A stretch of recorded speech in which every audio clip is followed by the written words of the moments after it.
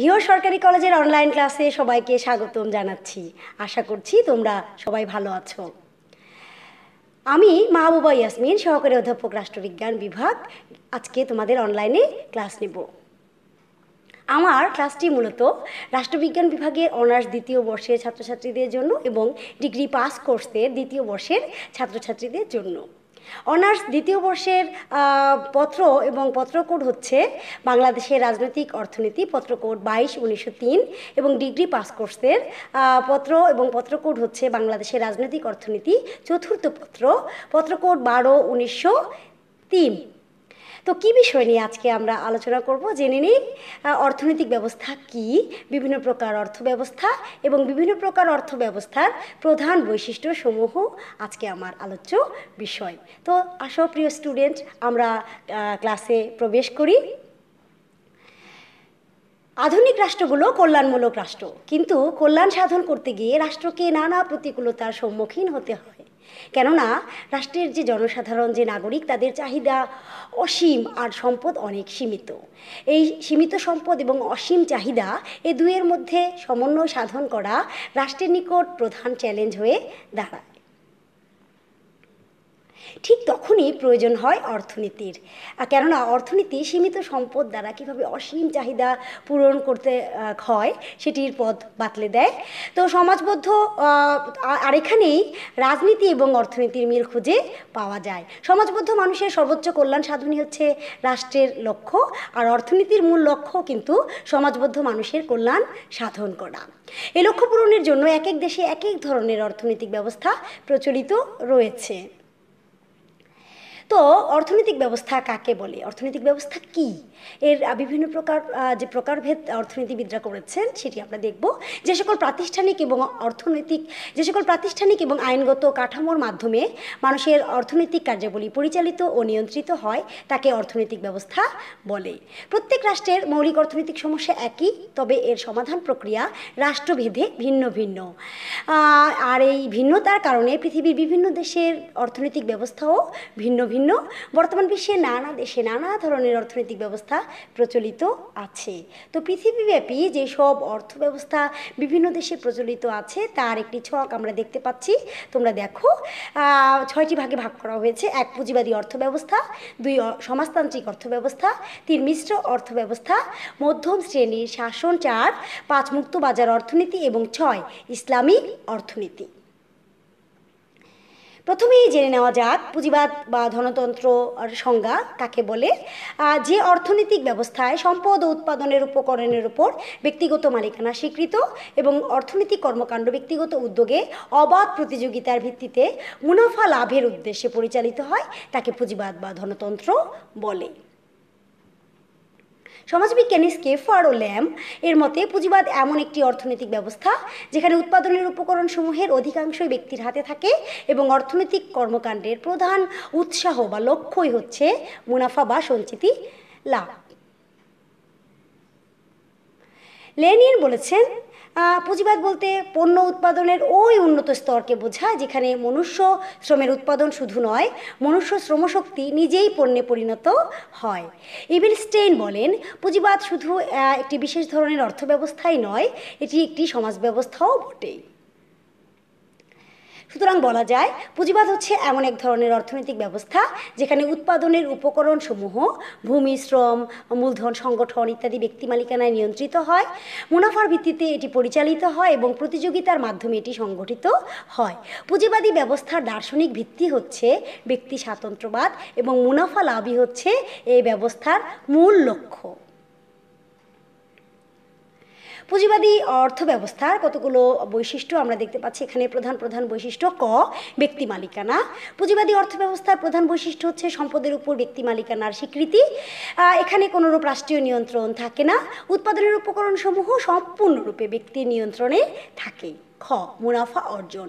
পুঁজিবাদী অর্থব্যবস্থায় ব্যক্তি যেখানেই মুনাফা লাভের সম্ভাবনা দেখবে সেখানেই বিনিয়োগ করবে। মুনাফা অর্জনই এখানে বিনিয়োগকারীর মূল লক্ষ্য। সামাজিক কল্যাণ এখানে গৌণ।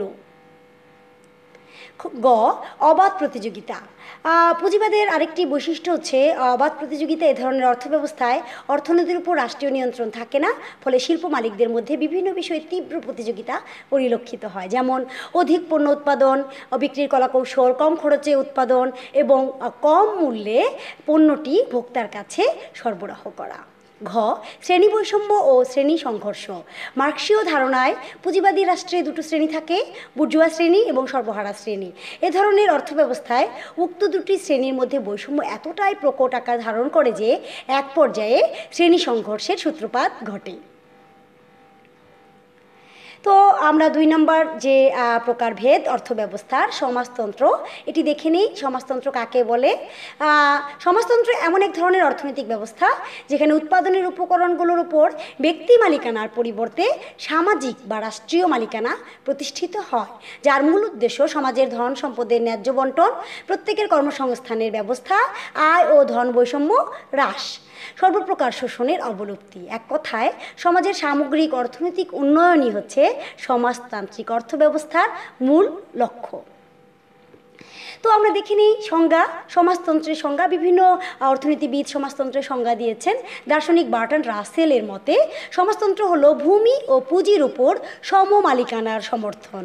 হামফ্রে বলেন সমাজতন্ত্র হলো এমন এক সমাজ ব্যবস্থা যেখানে জীবনযাত্রার প্রধান মাধ্যমগুলোর মালিক হলো রাষ্ট্র, যার লক্ষ্য সকলের কল্যাণ সাধন করা। তো এর আগে আমরা পুঁজিবাদ যখন দেখলাম তখন দেখলাম যেখানে ব্যক্তি স্বার্থবাদকে প্রাধান্য দেওয়া হয়েছে এবং মুনাফা লাভকেই প্রধান লক্ষ্য বলা হয়েছে, কিন্তু সমাজতন্ত্রের মূল লক্ষ্য কিন্তু সকলের কল্যাণ সাধন করা।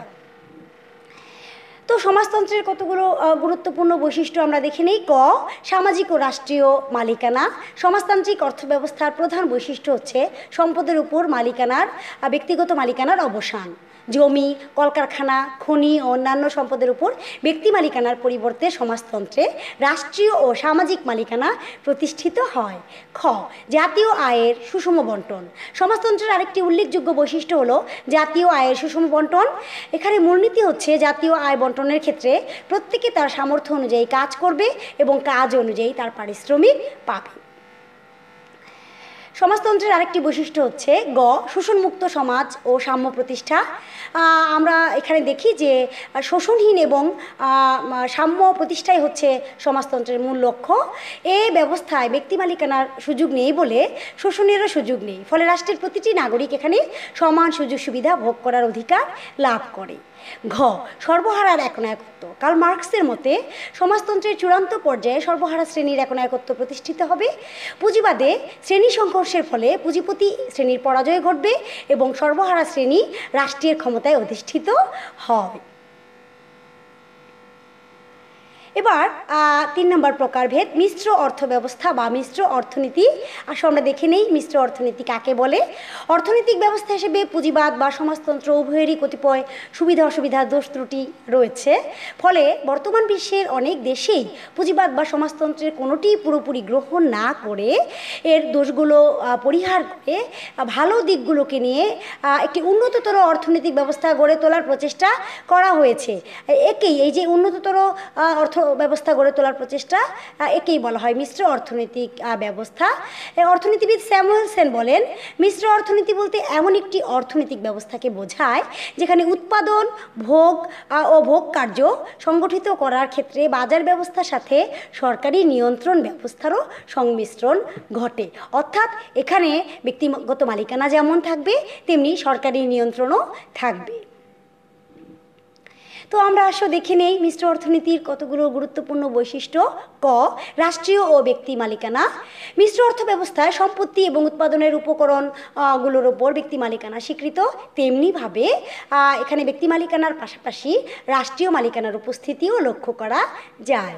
যেমন বাংলাদেশের কথা আমরা বলতে পারি, এখানে ব্যক্তিগত মালিকানাও আছে, আবার রাষ্ট্রীয় মালিকানাও শিল্প কলকারখানায় আমরা দেখতে পাই। খ মুনাফার উপস্থিতি। মিশ্র অর্থ ব্যবস্থায় বেসরকারি খাতে মুনাফা অর্জন স্বীকৃত, আবার সরকারি শিল্প কলকারখানাও মুনাফার ভিত্তিতে পরিচালিত হয়। তবে এই মুনাফা অর্জনের ক্ষেত্রে জনকল্যাণই মুখ্য উদ্দেশ্য হিসাবে বিবেচিত হয়। গ স্বয়ংক্রিয় মূল্য ব্যবস্থা। এই ব্যবস্থায় চাহিদা ও যোগানের ঘাত প্রতিঘাতের মাধ্যমে দ্রব্যমূল্য নির্ধারিত হয়, তবে প্রয়োজন বোধে সরকার দ্রব্যমূল্য নিয়ন্ত্রণ করতে পারে। আমরা দেখি বাংলাদেশের ক্ষেত্রে বলছি যে পেঁয়াজের দাম হঠাৎ করে 20 টাকার পেঁয়াজ 80 টাকায় হয়ে যায়। আমরা কিছুদিন আগে দেখেছি সাম্প্রতিককালে আদার দাম 180-200 টাকা কেজি হয়ে গিয়েছিল। তখন সরকারকে কি করতে হয়? রাষ্ট্রীয় নিয়ন্ত্রণের মাধ্যমে ভ্রাম্যমাণ আদালত পরিচালনা কিংবা মূল্যটির একটি নির্দিষ্ট দাম বেঁধে দিয়ে এটি নিয়ন্ত্রণ করা হয়। তাহলে আমরা কি দেখতে পাই? এই ব্যবস্থায় চাহিদা ও যোগানের ঘাত প্রতিঘাতের মাধ্যমে দ্রব্যমূল্য নির্ধারিত হয়, তবে প্রয়োজন বোধে সরকার দ্রব্যমূল্য নিয়ন্ত্রণ করতে পারে। ঘ অর্থনৈতিক পরিকল্পনা। মিশ্র অর্থ ব্যবস্থায় একটি কেন্দ্রীয় পরিকল্পনার মাধ্যমে অর্থনৈতিক পরিকল্পনা প্রণয়ন করা হয়। এতে সরকারি ও বেসরকারি কোন খাতে কী পরিমাণ অর্থ বিনিয়োগ করা হবে তার সুস্পষ্ট দিক নির্দেশনা থাকে।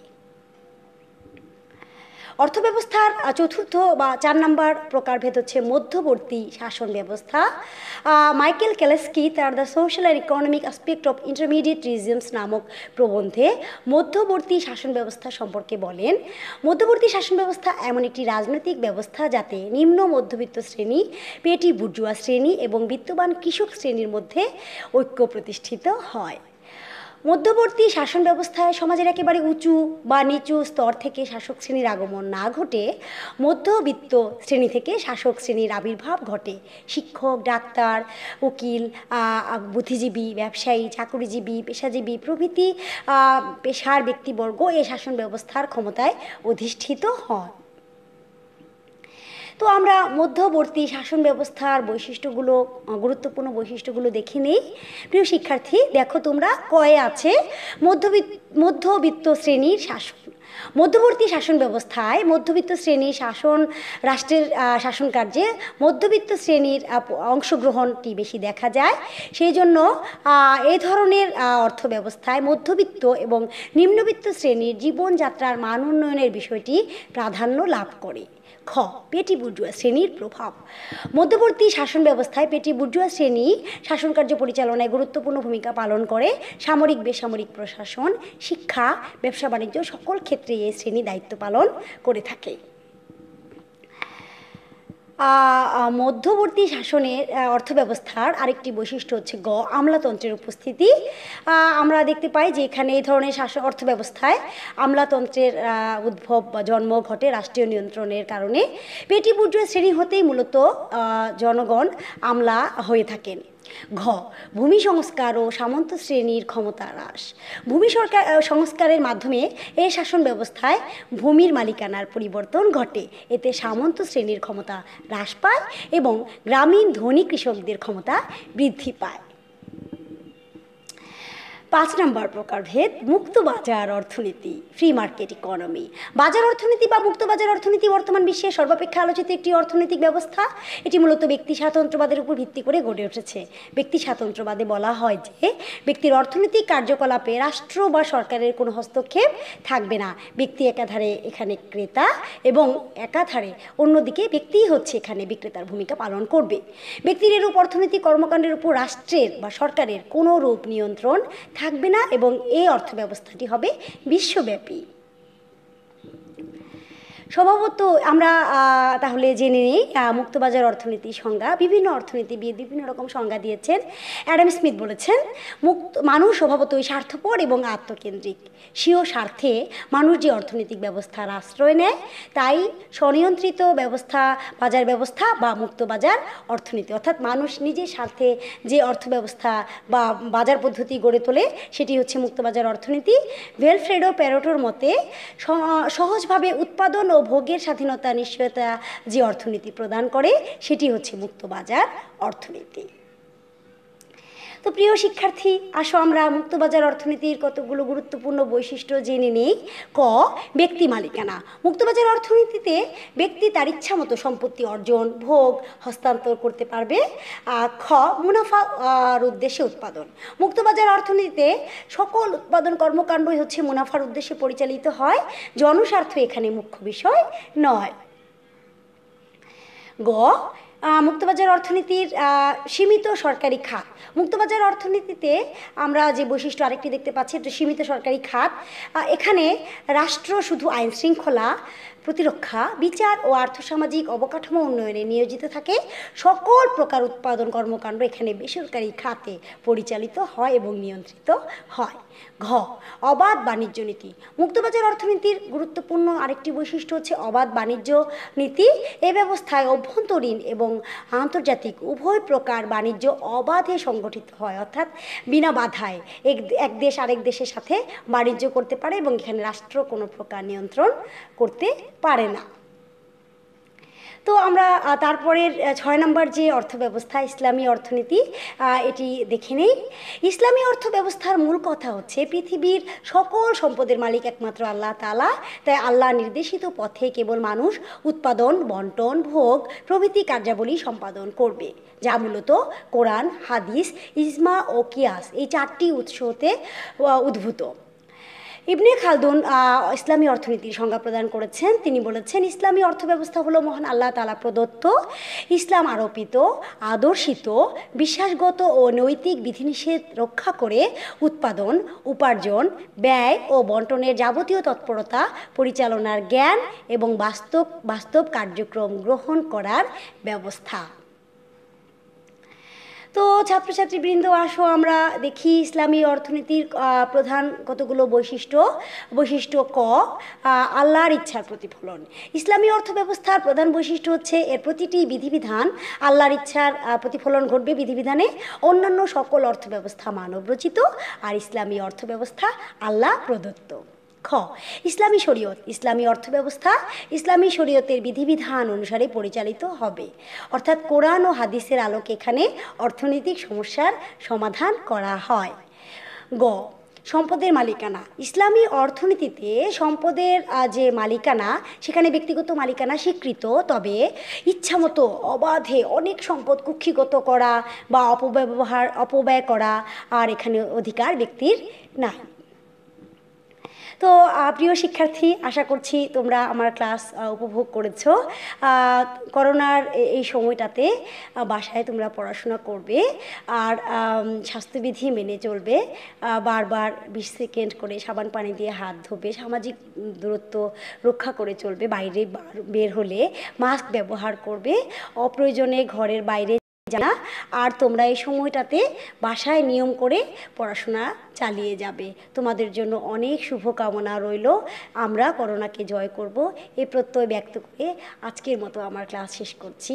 সকলকে অনেক ধন্যবাদ।